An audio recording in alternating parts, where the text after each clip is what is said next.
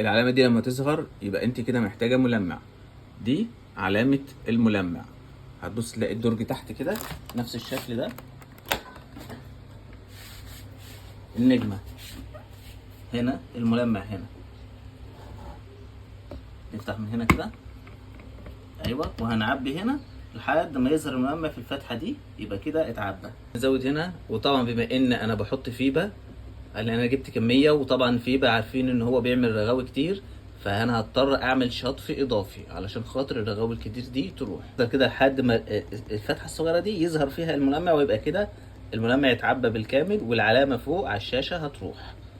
يتعبى بالكامل ونشوف العلامة هتروح ولا لا، اتأكد ان هو مقفول. مش بس كده، لا كده ما اتقفلش كويس. من هنا كده تتأكد انه مقفول كويس عشان خاطر الملمع كله في غسلة واحدة ما يروحش. تمام كده علامة الملمع راحت.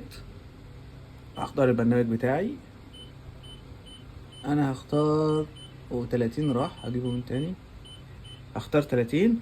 وطبعا عشان انا استخدم فيبا وعارف انه بيعمل رغاوي كتير، يبقى هروح اعمل شطف اضافي. شطف اضافي